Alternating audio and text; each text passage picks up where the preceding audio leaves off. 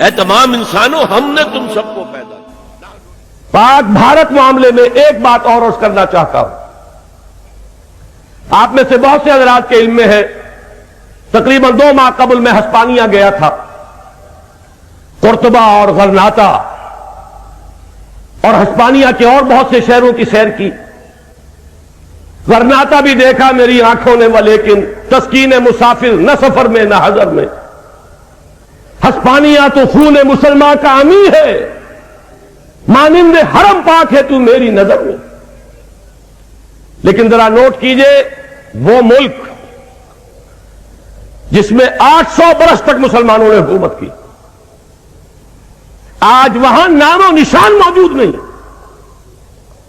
1492 کو سقوط غرناطہ کے بعد یا مسلمان قتل کر دیے گئے یا جہازوں میں بھر بھر کر بھیڑوں بکریوں کی طرح شمالی افریقہ کے ساحل پر اتار دیے گئے، ایک نام و نشان باقی نہ رہا۔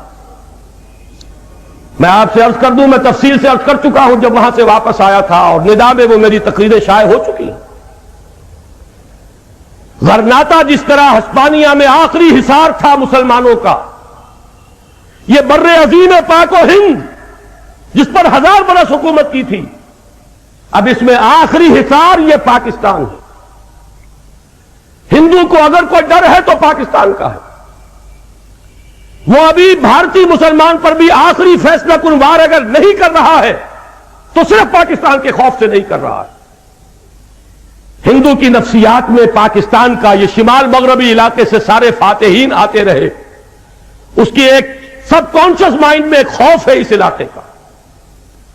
لیکن اگر خدا نہ خواستہ ہمارے لچھن یہی رہے، ہمارا افتراق و اختلاف و انتشار یہی رہا، اور دشمن کو اگر کوئی کاری وار کرنے کا موقع مل گیا، اور خدا نہ خواستہ اگر اس پاکستان کو کوئی زد پہنچی، تو جان لیجئے معاملہ صرف مسلمانوں نے پاکستان کا نہیں ہے، پھر پورے جنوبی ایشیا میں اسلام اور مسلمانوں کا وہی حشر ہو سکتا ہے جو ہسپانیہ میں ہوا۔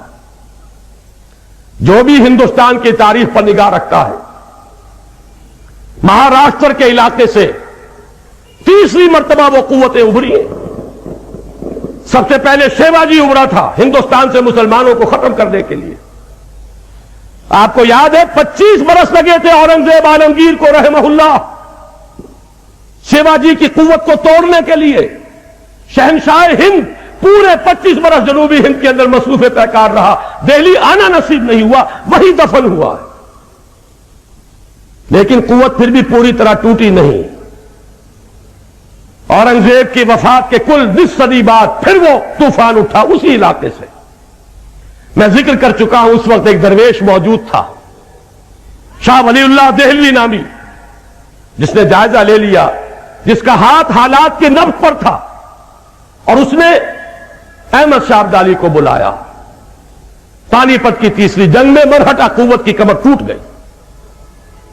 اس کے بعد نوٹ کیجئے، وہی علاقہ ہے جہاں RSS قائم ہوئی، وہی علاقہ ہے جہاں شیو سینا ہے، وہی علاقہ ہے جہاں سے قیادت BJP کی، وہی علاقہ ہے جہاں سے وشوا ہندو پریشد کی قیادت ہے، اور وہی علاقہ ہے جو قیادت کر رہا ہے اس تحریک کی کہ اس جنوبی ایشیا سے اسلام اور مسلمانوں کو ختم کر دیا۔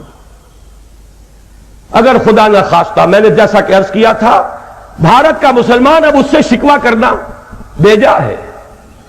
وہ تو ہم پر حجت قائم کر چکا، اس نے پاکستان بنوانے میں حصہ لیا، اور اس جرم کی سزا وہ ابھی تک بھگت رہا ہے۔